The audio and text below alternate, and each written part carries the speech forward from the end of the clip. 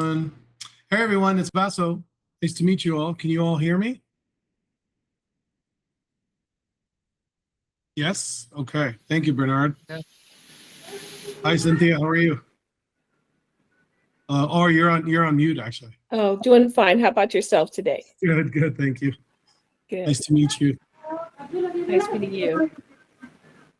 We're just going to give everyone a few minutes to join before we get started. We had an overwhelming response of people interested, so I just want to give everyone an opportunity to join properly. Connor, can you please set it up where everyone can join without us having to admit them? You can keep it as open controls and the host controls. Yeah, that's fine. I'll do that. Yep. Of course. Thank you, brother. And then Bernard, yeah, that's completely fine. No problem at all. So what do you do, Cynthia? Where are you based out of? I'm in Phoenix. I'm in Texas, Dallas, Texas. Nice. And what do you do for work?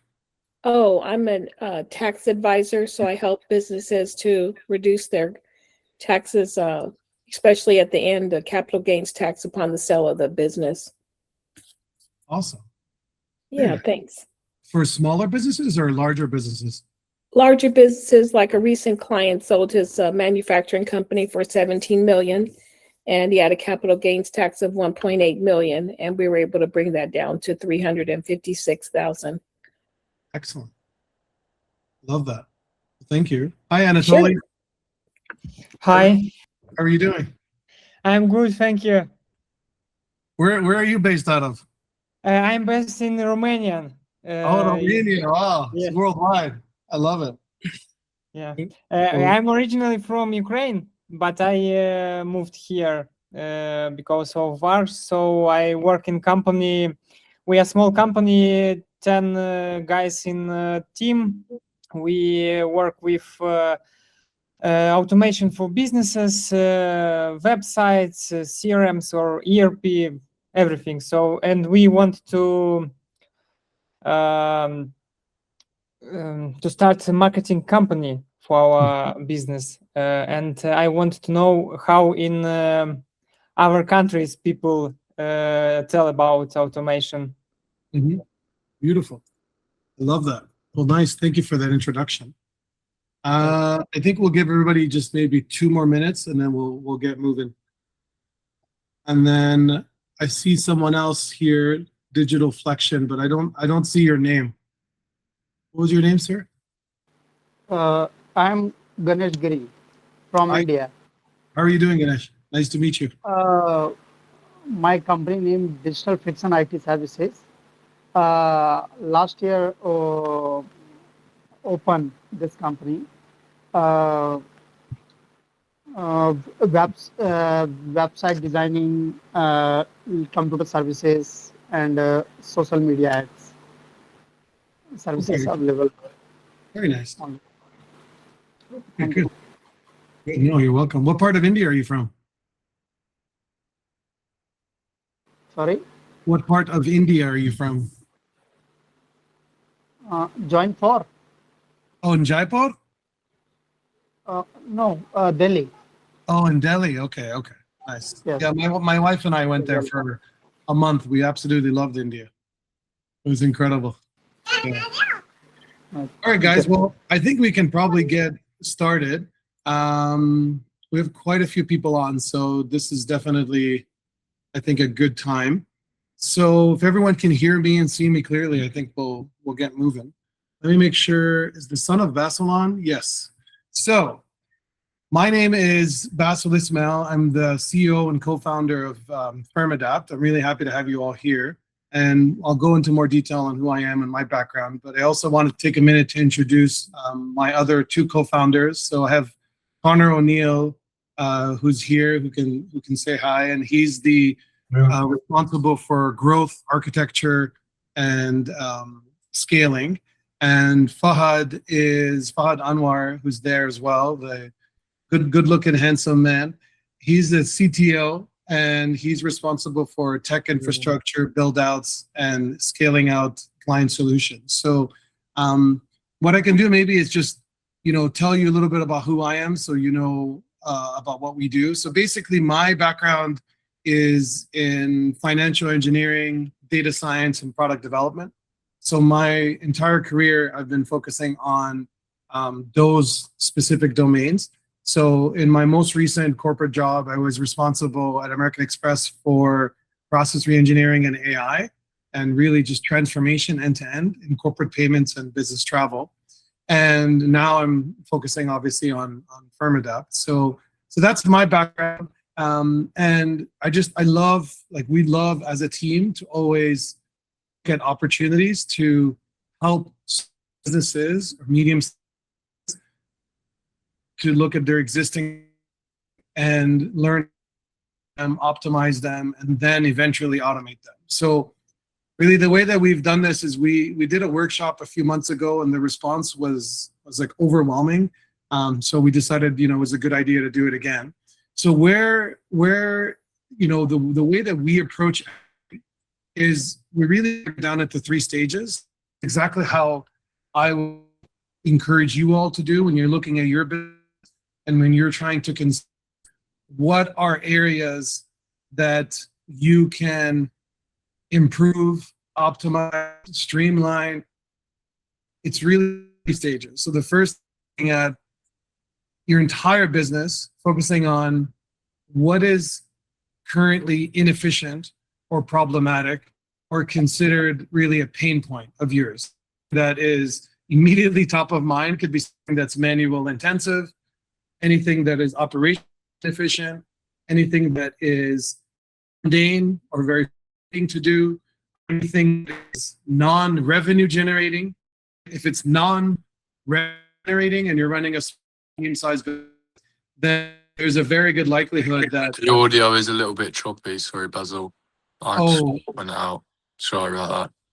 Okay, no. Thanks for letting me know. Yeah, same. No offense, not to be rude. Oh, no, you're not being rude at all. No, I need to know that, please. Connor, can you make me the host so I can mute and unmute and so forth? So I can't do anything at this point. I don't know if you're able. Okay, now everybody is muted, so that should work. And then let me mute. I also have, I don't know if you can see this or not, the Son of Basel here. I'm pinning him now. He's my digital clone. I think, sorry, I think Cynthia has a question. Just sort of put her hand down. No, she's good. Oh, Yeah. sorry, my apologies. I'm not very good with technology. Sorry, everyone. So. Yeah, no problem. But if you do have a question, please put your hand up. Sure. No worries. Thank you. Yeah, no, of course, you're welcome. So what I was saying was that Vaso is a little clone. It's literally, I'll show you. He's like does everything with me. So I'll give you an example of what he looks like. So basically,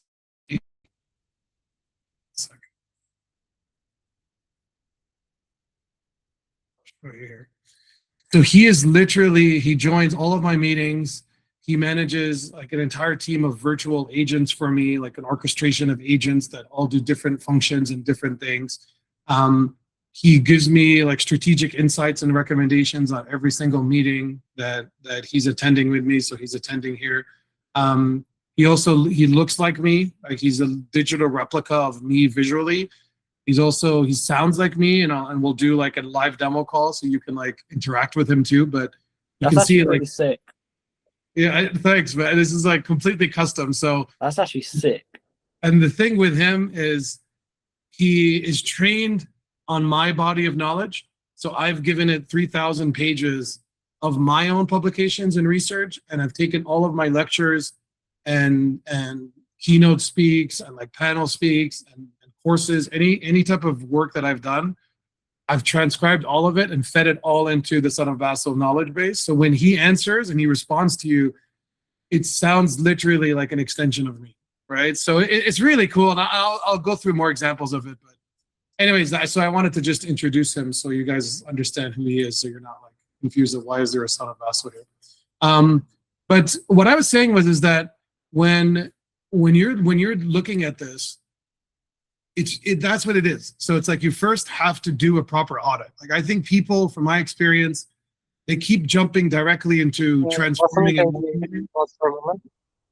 There is a video playing on your browser, and you can hear the video. There's what? Sorry,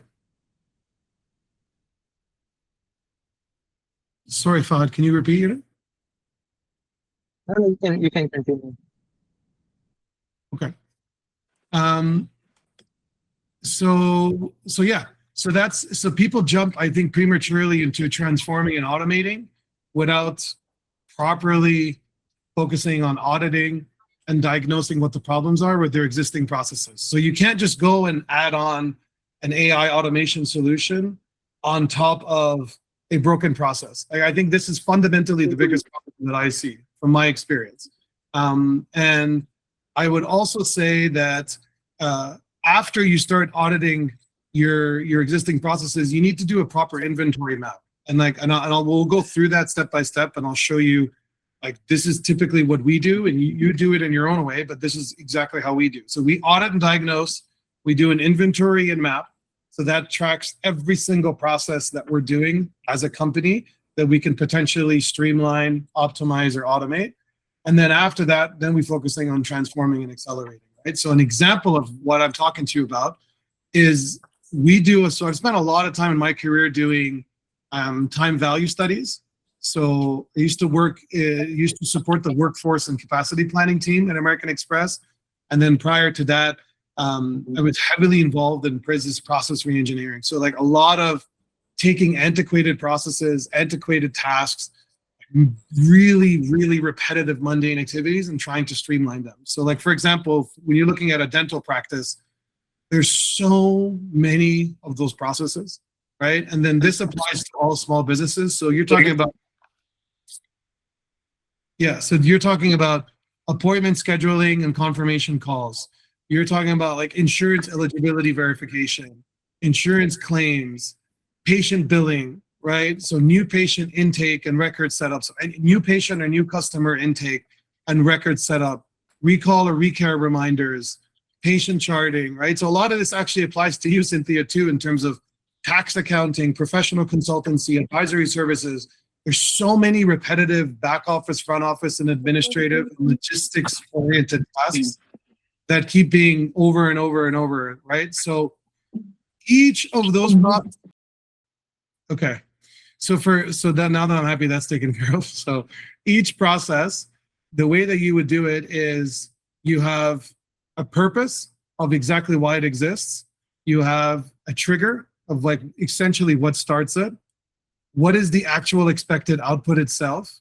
And then what is the recipient or the customer or some kind of client facing or patient facing, if applicable, or if it's an internal person, then you would have that, right?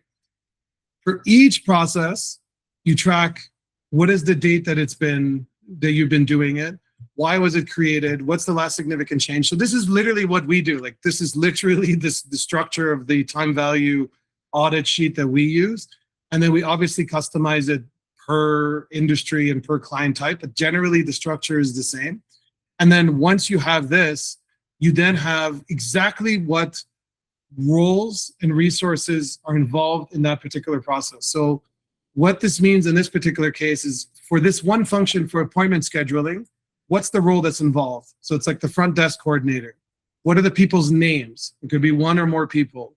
What are the credentials and qualifications and the backgrounds and the biographies of each of these people? And there's a reason for why that's involved, is because this is absolutely critical in terms of optimal resource allocation or optimizing the right resources for the right tasks for your businesses. So you have to make sure that you're looking at what are the credentials, qualifications, and the backgrounds of each person doing that particular process. And then you see how many people are involved. What's the level of skill required? What's the blended cost? How often is it being done? So this is where like true magic happens, from my experience. So you see how often is it being done? How many times a month? How many hours a month? How many hours per year, right? And how much, what's the resulting cost for that? This is extremely valuable. And these wouldn't even be approximations. They would be general approximations before you do a formal audit. But when we start the formal audit, we get actual itemized counts. So I used to do this in corporate payments, where I used to travel around the United States, and I used to go to customer service rep agencies. So like people who are literally manning call desks. And I used to go and like travel agents and corporate travel and consumer travel and corporate travel. So I would just study them, and I would look at them and I would say, okay, what are you doing today? And then they would be going through these manual, intensive, repetitive tasks. And even though it took an extra 2 minutes or 3 minutes or 4 minutes per each customer, I was like, this is unbelievably repetitive and unbelievably frustrating for them. I could just see it. And I would do that and I would observe it. And at the end of the week, I would then itemize exactly what the repetitive functions were and then look for potential rooms for optimization, right? That's exactly the same type of study you're doing here. It's a time value analysis study. So this is like time value engineering. It's part of workforce and capacity planning. A lot of what you're doing as a small business owner is going to fall in this bucket, right? That's why I'm trying to show you the process of how to do it. And then you go into a lot more detail, and it's gonna get like really detailed. So I don't want to bore you to death, but that's how you do it, right? So at the end of this exercise, you then identify what is the lowest hanging fruit, what are the biggest opportunities. But how do you first get started, right? So now I'm showing you, okay, here are the processes, here's what you do once you have the processes. But the best way, I think, as a business owner to get started is 2 ways. One is going to the AI job impact. So you just go to firmadapt.com/AI. So this is a cool tool that we built, which is essentially looking at the entire spectrum of all open jobs and all filled jobs today around the world, across dozens and dozens of countries. And it's saying which job categories, so think of them, don't even think of them as job categories, think of them as job functions. Because each of you as business owners, you each have people who are responsible for specific functions. So think of it that way. Which job functions are most likely to be disrupted by AI? So which job functions are most likely to be disrupted by AI in some capacity, either partial disruption or full disruption? So think of it as a spectrum, right? The way that we did it is we have it laid out through a color gradient, right? So this color gradient tree map shows you anything in darker orange or red is most likely to be disrupted and most likely already being disrupted today. More than 50 to 60% of those roles are going to be impacted in some way. And that's exactly how you should think of it as a business owner or as a decision maker, is you say, out of all the positions available or the functions that my business is doing, there are going to be functions that are considered office and administrative support, logistics support, any type of manual task related to sales, business development, business related, customer acquisition, content and media production. That's a massive space, right? A massive function and responsibility that can be automated. Business and financial operations, so accounting, core finance. So on the junior, not the more advanced financial principles or requiring advanced accountancy and taxation specialty, that's different. But for the more junior functions, then those are going to be impacted. And what you do is you say, okay, well, how is it going to be impacted? You just click office and administrative, and then it narrows down. You're like, okay, within that, customer service representatives, any type of office clerk, secretarial or administrative support work, basic bookkeeping, right? And again, not advanced accountancy and advanced financial analysis or CFOs, but repetitive, basic tracking and basic bookkeeping, right? So if I click CSR, it tells you, okay, the AI resilience score is low. So you don't want it below 40, right? Right now it's at 32. Out of all the workers in the United States, there's 2.9 million minimum. Median salary is 38,000. In the Bureau of Labor statistics and across dozen plus job boards, there's about 165,000 open jobs in this particular area, right? And then there's a legal liability shield. And I don't want to go into more detail than if you're a physician or if you're a board certified professional, like an accountant or a dentist or a board certified physician, then you have a legal liability. There's a level of a cloak of protection that you have that will prevent you from being disrupted or displaced by AI in the foreseeable future. It doesn't mean that you're not going to be impacted by AI in 10 years, 15 years, but not in the imminent future. So that's what the legal liability shield is. So you want that to be high. You don't want that to be low if you're a professional. But if you're a CSR or a basic bookkeeper, you're going to see the score really low, right? And then what can you do is, why is the job at risk? It explains it. Career survival. It's walking you through like everything that you would possibly need to know, that what you could help with if you are in that role, or if you have those people on your team. Here are things that you could do potentially around skills to learn, right? So they should all be learning office automation tools. They should all be learning AI-assisted data processing or basic workflow design, right? So hopefully you're getting an idea of what this means and like how helpful this would be. But essentially, this AI jobs mat is path A to me. This is how you identify which processes or which areas or functions you can potentially look to streamline and automate.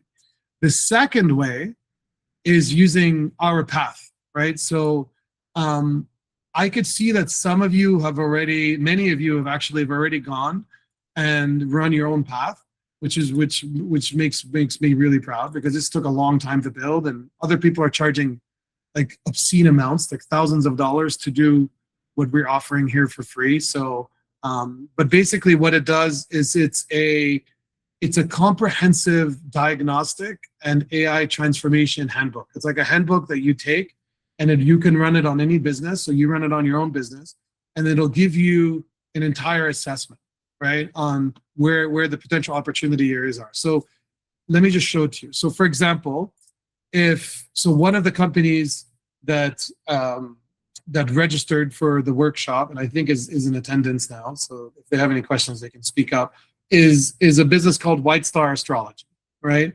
So what this path includes is, it's a process and AI transformation handbook. It includes everything you would possibly need to know about the business itself. Then rather than just also giving you like the general highlights and potential low-hanging fruit, it's also giving you process and AI transformation recommendations. So like a few of the processes that have been identified that can be helped is like automated report calculation and delivery. Another one is unified client and order hub. Another one is lowest cost per order through workflow consolidation.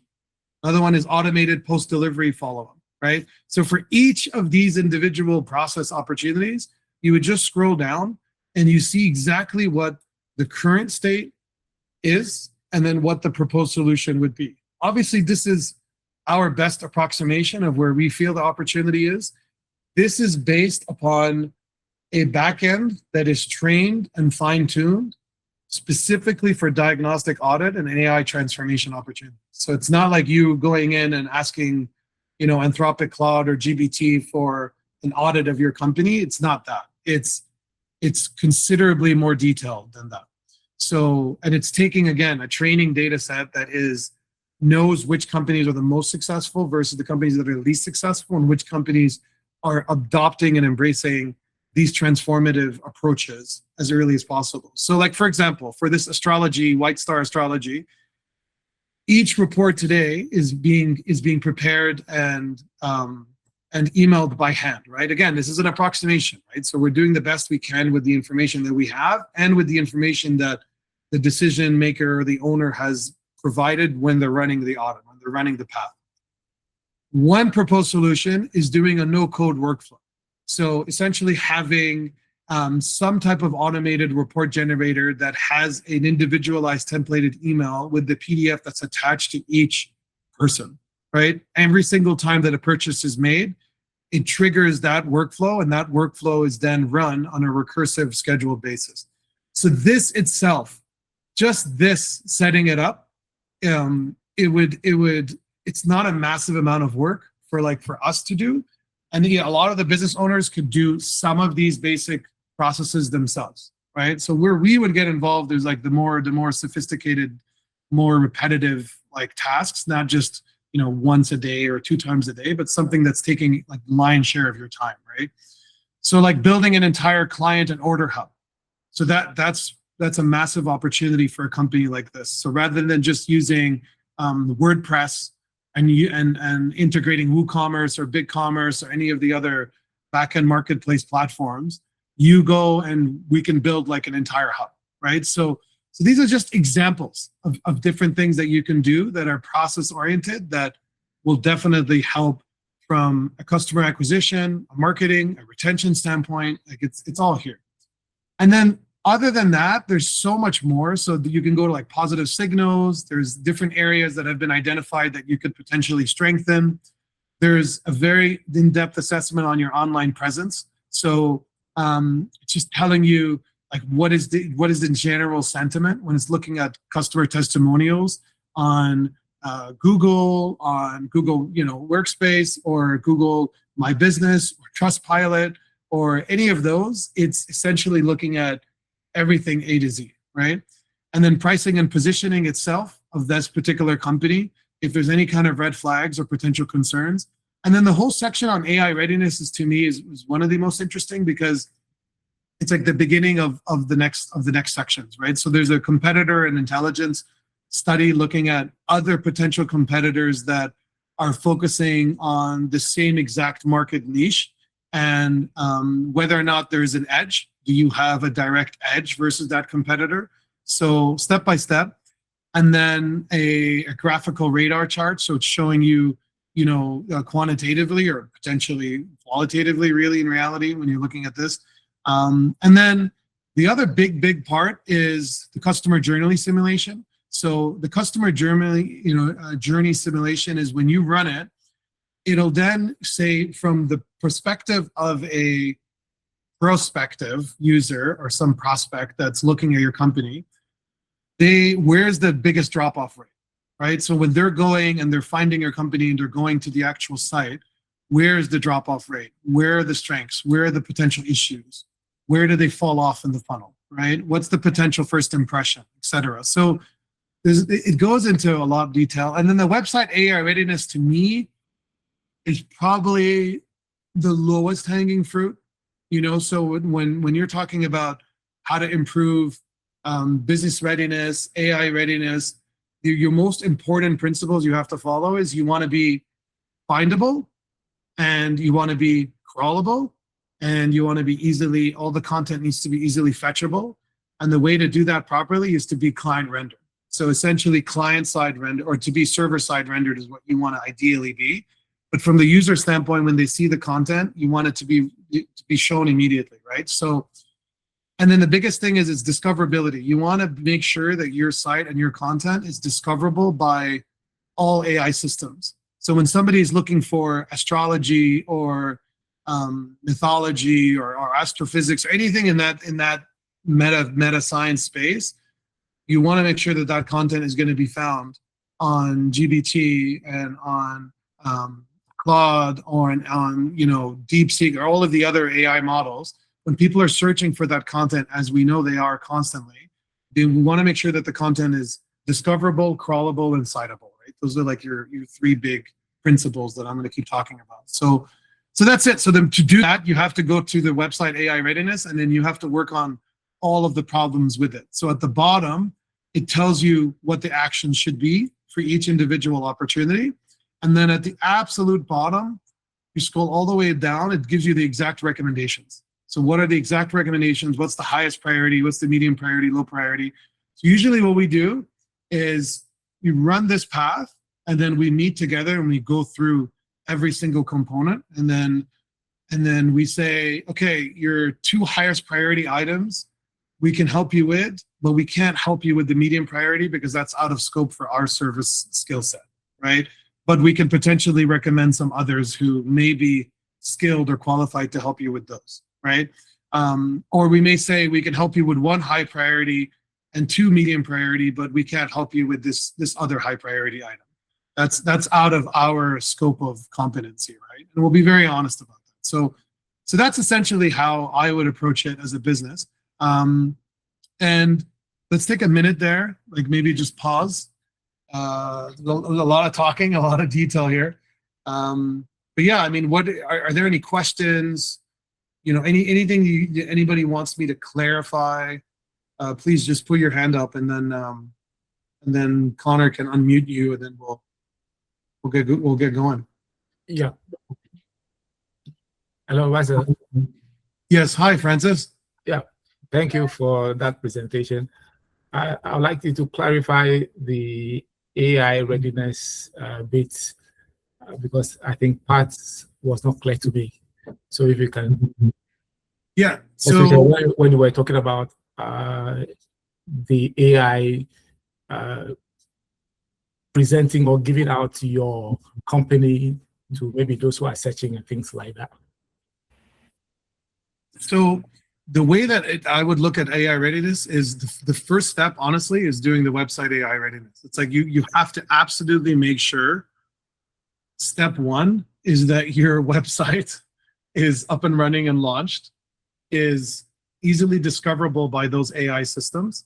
So when I'm talking about GPT and I'm looking at Claude, and I even look at my wife's usage, she searches everything on GPT. She searches everything on Claude. She's not going and really using Google anymore. So I think that's a very important point of consideration. So people's first contact point right now with your company, ideally, is going to be very likely via GPT, and it's going to be via Claude. So you need to make sure that your content and that your site is discoverable by each of those platforms, right? And then the way that you check if it is, you just run the website AI readiness audit, and then if you go down, you see this AI agent compatibility. You need to make sure that these are all checked, right? So for this particular astrology site, they're discoverable, but then discoverability is only step one. Step two is the content then, is it crawlable and is it citable? So is the content even being cited? If it's cited means, think of it as mentioned. If it's not even being mentioned, then right, like your visibility is low. It's not even optimized to be cited. So if you have very low content citability, if you have high content discoverability but low content citability, that's bad, right? It's not a good combination. So that's like step one for your AI readiness. And then step two is all the other things we talked about. Like there's just a lot of groundwork that needs to be set before you even consider looking at automating using AI. Like this is the whole point why I was showing you this time value analysis template that we use, because I mean the tasks are they're so painful. Like when you look at some of these tasks and you look at what they're doing in businesses, like yeah, they may be only taking 6 minutes or 12 minutes or 9 times, but you're doing them 300 plus times a month, and you're using up, multiple people's resource time, their capacity. And then the thing is, from my experience, when I've helped optimize like really legacy processes, like painful processes, what it does is it actually improves their satisfaction. And by improving their satisfaction, you're improving their motivation, and you're improving their level of like ambitiousness and willingness to do more for the business. So the goal is not to just optimize, automate, and then displace the person. That's not the goal. The goal is to free up their capacity, but then to work on something that is more revenue generating or is driving more value to you as a business owner. That's why for me, like even if I look at like FirmAdapt and look at us, we've had the same support team for years and years and years, right? So we were doing this way before FirmAdapt was even formed as an actual company itself. And we've had the same support team no matter how advanced AI has become. We've just repurposed their time to do other functions once we've cleared up their capacity from all of the mundane, repetitive things. Rather than manually emailing everyone, they should be systematically emailing, hundreds of people, individualized emails based upon their interests and their likes and so forth, right? There should be an onboarding process, an offboarding process. All of that should be automatic, right? So that's a good question. What other questions are there, please? So how do we improve our visibility on ChatGPT then? So the way you do it is you need to make sure that all of your tech infrastructure is set up to be discoverable. So like let's stick to this white star astrology, right? So all of your Bernard. Oh yeah, Bernard, I'll get to your question after this.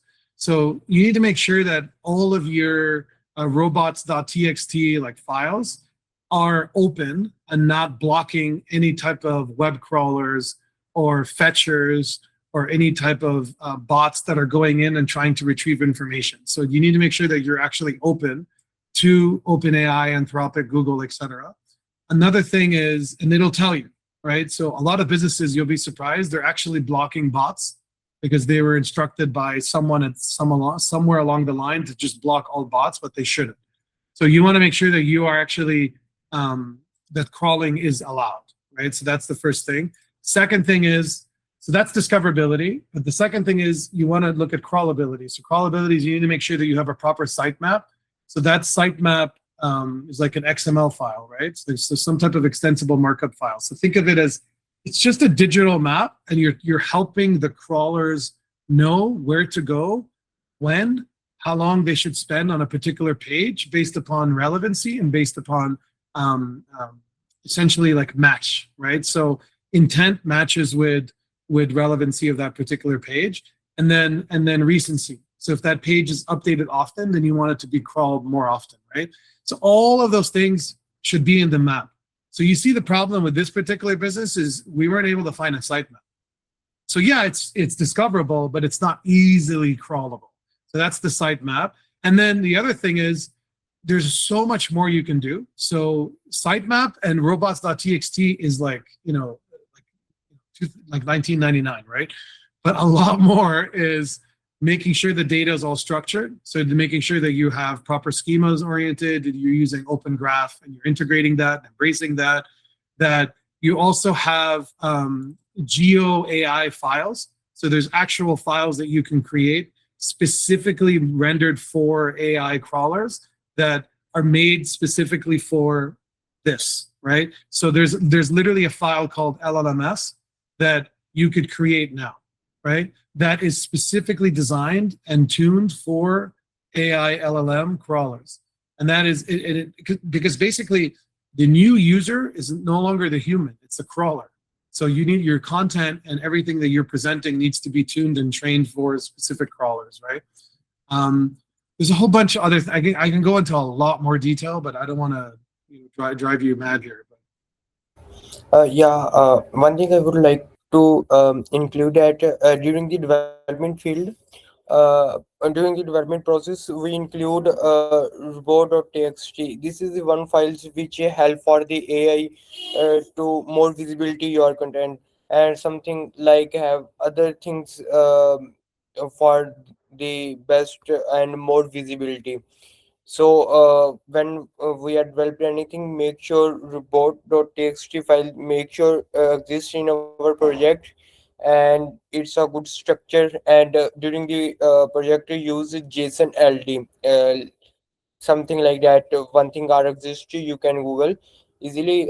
You can read about this topic. We have it all here. So did you have a question, Zaki? Please go ahead, because we also had Bernard that wanted to ask. But if you have a question, please just go ahead now that you're speaking. You didn't have a question? Okay. Bernard, please go ahead. Thanks very much, Basel, for giving the opportunity. I just wanted to know, the earlier spreadsheet you showed us, there's so much of workaround done for that. So that's a painstaking task. I mean to say, as an entrepreneur or as a person who drives a business and who's operationally involved with the functional and other aspects of business, to get a data is going to be a cumbersome task. I'm not sure how long does it take to get that data and then come to this schema validation, because I assume that's the first footage that you need to get your mapping. I assume that's a mapping process that you come in before you come to FirmAdapt, and then I think that's what this validation of data will happen in FirmAdapt. Am I right in thinking that way? I think the first thing is it doesn't take as long for us, just because we've been doing this for so long and we know exactly what questions to ask. So like, let's say, for example, we meet with you and then we go to you and we say, okay, here's your path.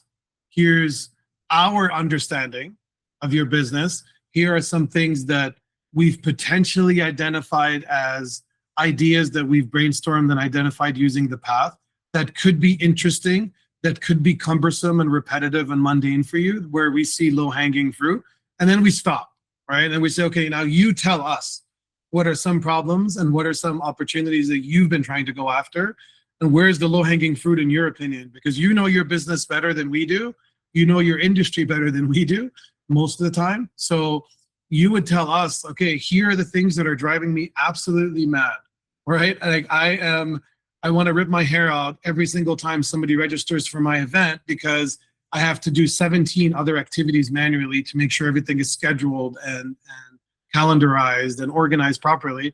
So then we'll attack that first. So to me, that's like the most immediate thing.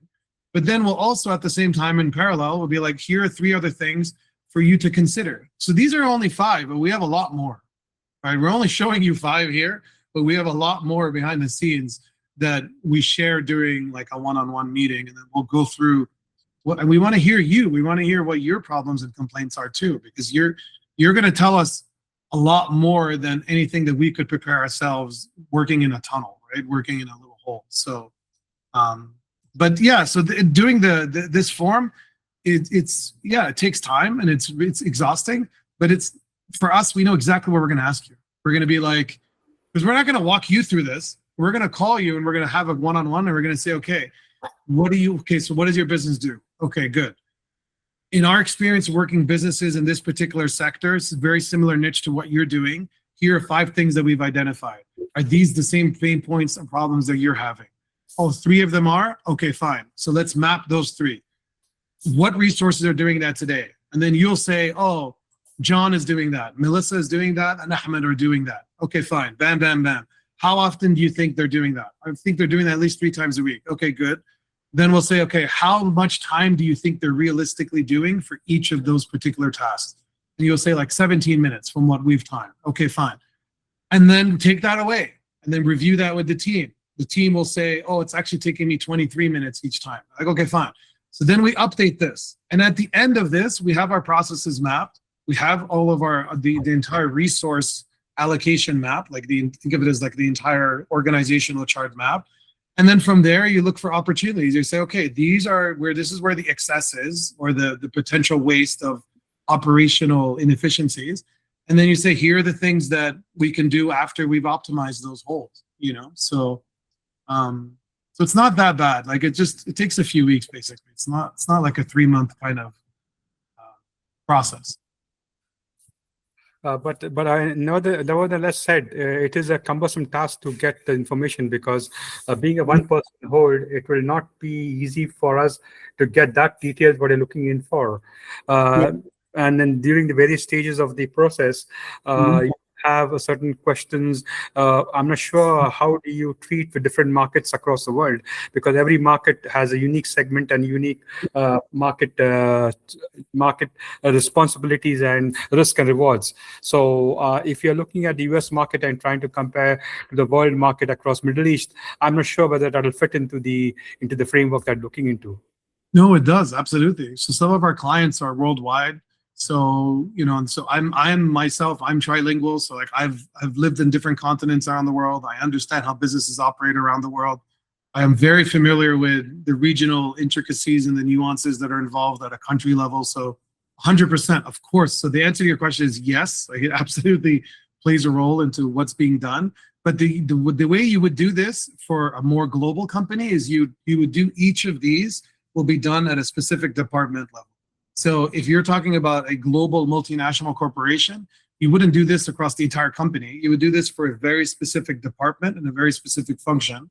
And then you have one person who's the main, auditor or the main person that's driving the requirements for that particular department. But for small businesses, I think one is probably enough, So one sheet, the way I have it here, is more than enough. And you don't want to make it overly complicated. Because you're going to know, as a business owner, you're going to know. You're going to be like, here is like what we just did recently. So what we did recently was with a small business in Canada. We kept asking them, tell us what are your repetitive processes and what is taking most of your time. And they weren't sure. So I said, okay, well, walk me through what you do day to day. So then they started, okay, I'm doing X, Y, and Z function every day. And as they're sharing more and more of what they're doing every day, they would record videos showing me exactly what they're doing every day. It was like endless opportunity. I was like, okay, you're spending 40% of your time doing these 3 functions that can be automated more than 95% if we can accomplish it in ABC way, right? So that's part of the engagement, right? So that's the whole purpose of doing what we're doing. It takes work. Yeah. But having said that, how do you validate this information that is coming through is of the right? Yes, because it could be, at some point of time, not exactly be because you're asking a data champion to be in place. Okay, in terms of a company, you assign a person who will be responsible. But in terms of data validation, how do you validate that the input you're receiving is in the correct sphere of space, and it's correct as per the market or the company that is you're going to audit for? So that's my background. So my background is literally product engineering, financial engineering, and data science. So as part of data science, that includes data governance, data harmonization, data normalization, data qualification. So we would then cross-check every claim based upon all of the procedural logs, right? So everything is logged, everything can be cross-referenced, everything can be validated based upon people's functions.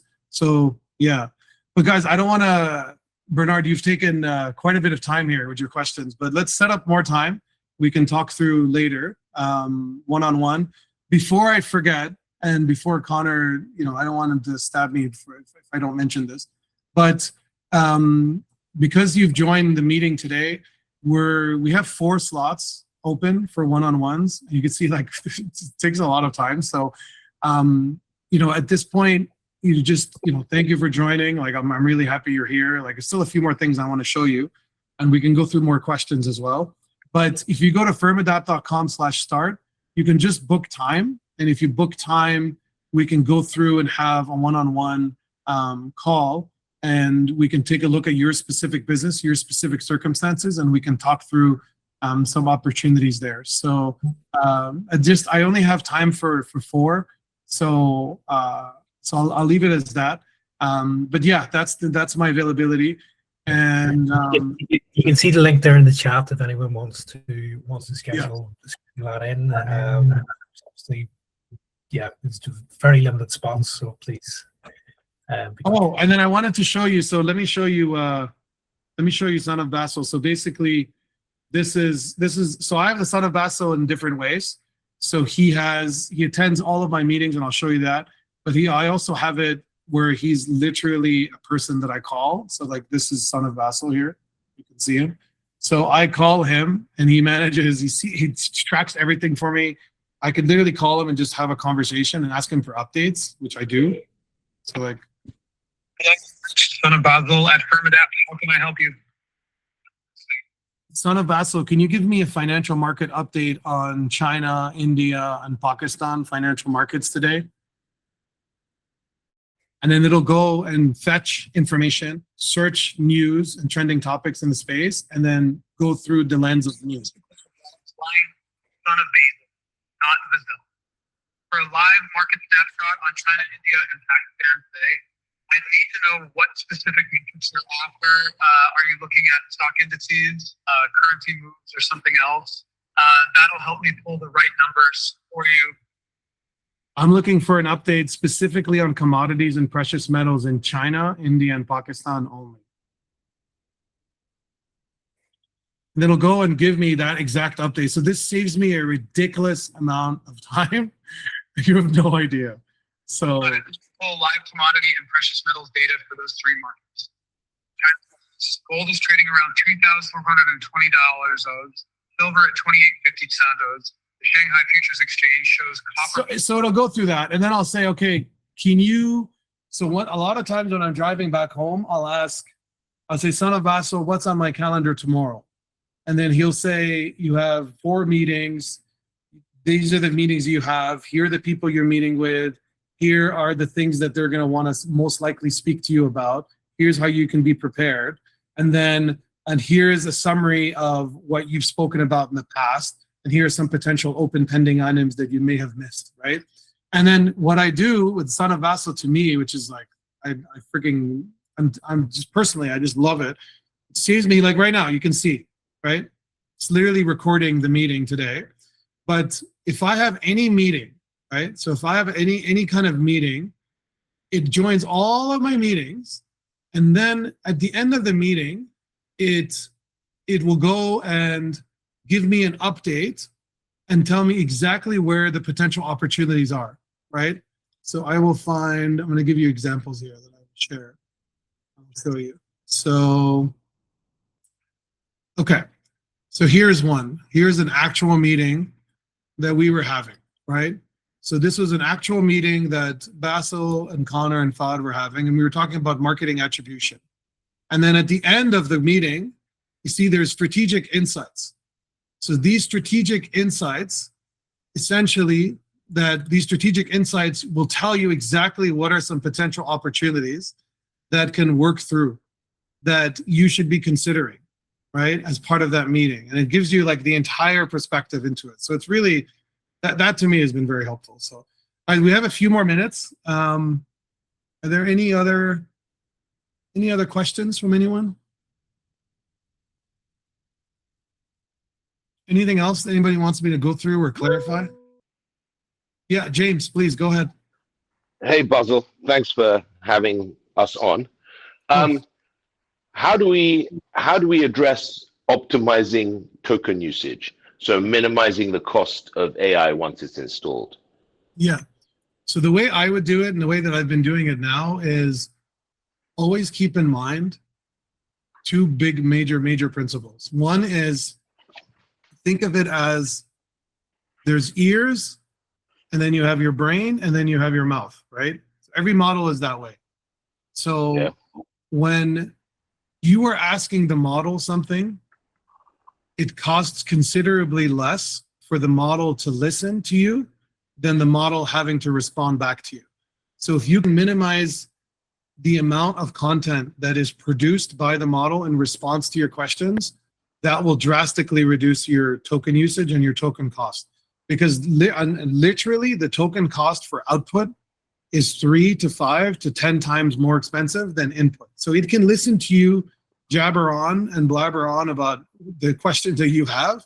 So you can give it a very long list of specifications and requirements of what you want it to scope out or what you want it to consider in terms of your question, but try to also instruct it to keep the answers brief and punctual and right to the point. So that's very important. So I'll give you a simple example. If you're using like Anthropic, let's say OpenAI API costs, and versus input versus output. So again, input is it receiving and basically processing what you're sending it, right? And then output is what it's producing back as a response. So the challenge is right now, so if you look at the latest GPT model, input is $5 per millia or per million. Output is $30. So you're talking about 6+ times more expensive to respond back to you. So the brain function combined with the voice for the model is what you have to minimize it. So that's requirement one.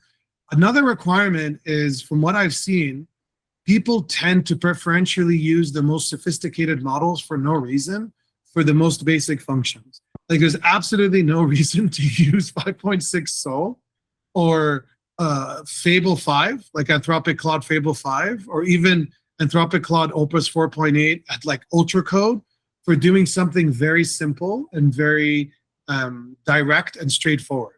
You don't need to bring like a bazooka to just to a tiny mosquito, right? It's just massively overkill. So it's like and the perfect example I can give you that like the team and I always talk about is if you have a plastic reconstructive surgeon, the most subspecialized board certified surgeon you can get at that point, and you don't want them being involved with the basic parts of the surgical prep, right? It doesn't make any sense why you would have the plastic surgeon going and preparing the patient, getting them in the gown, putting them in the operating room, laying them down on the mat, doing the initial incision. It doesn't make any sense, right? You would have the plastic surgeon come in at like the last 30 minutes, do exactly the type of precise surgical work they need to do, and then let the other general surgeon and the support staff, let them do all of the preparatory work, and let that particular subspecialized expert do what they need to do. So this, to me, like 5.6 is a subspecialized expert. You only bring out the big guns when you need to, right? And look at the cost difference. You're talking about like 80% cheaper if you just use a model that is not, it's not inferior in many ways. It's just, it won't be as thorough in terms of researching and evaluating what you're asking. And it doesn't need to be as thorough. A lot of times it could just use what it currently has available to it, And then the other option is, the third option, to be honest with you, those are the two principles, but within the second principle of the model choice, honestly, there's so many models that most people don't use that are as powerful as these at a fraction of the cost. So like one example is like Kimi K2.7 is great. This is a great model, right? And it's so much more affordable. So Kimi K is very good. That's one model that you should definitely consider looking at rather than just using off-the-shelf GPT. And then another model you can consider using is like GLM.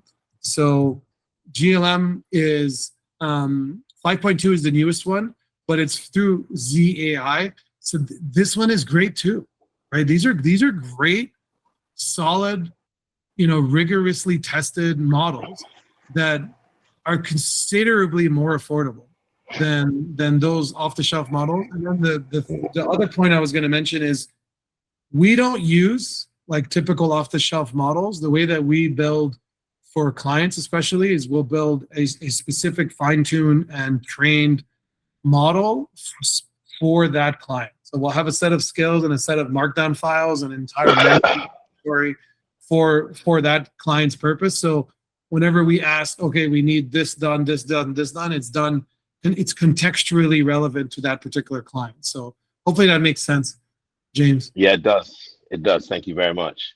I was going to ask, just do one quick follow-up, which essentially the thing that Gabby and I are working on is it's a printing company. Yes. So there's not a lot of variance in what they do. And what I think we're doing is we're replacing an ERP system. So we're gathering disparate databases together, and it sounds like what we're able to code. Essentially, we're doing an exchange, transform, and load. Mm-hmm. And it doesn't sound like we should rely too heavily on the AI to do it on a daily basis. The AI could help us organize their transformations, but we shouldn't have the AI do the transformations. We should just use code where we can. That's what it sounds like. Yes, but there's also, so a lot of what we're doing right now is good old like machine learning. So a lot of what we do is, which is one big major branch of artificial intelligence, but it's outside of LLM, and the machine learning is what you should be using to do any type of structured, repetitive extraction, transformation, data processing, data loading work. It should all be done primarily through machine learning. And that's when you're doing forecasting, you're doing like statistical modeling, predicting, etc. That should all be done by machine learning, because that doesn't incur any tokens, very minimal token usage. So like you're thinking the right thing. Offload as much as you can away from the AI, and then try to outsource it to your own internal processes as much as possible, rather than having to keep probing the AI. You don't want the AI making every single decision, because that's what's incurring the majority of the cost.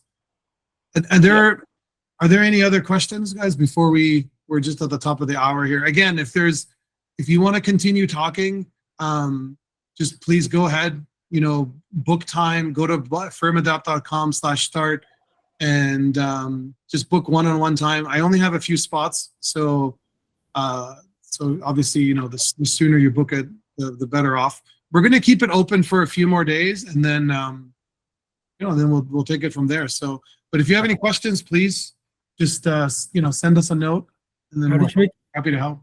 How can we make our own Son of Basel? So just book time, and then we can show you how to set it all up. But you can literally also go to just sonofbasel.firmadapt.com. So Connor will post the link now. So sonofbasel.firmadapt.com, and then you can just request that's where people are requesting custom builds, because Son of Basel is the entire intent of it is it needs to be customized to your needs. So I have him everywhere I work. So he's on my Telegram also. So like he literally is on my Telegram and he goes and does everything I needed to do. So in terms of drafting, outlining content, reading like trending news, identifying trending news, evaluating what I needed to evaluate. Like Can't I build it myself? No, this is not a normal bot. Okay.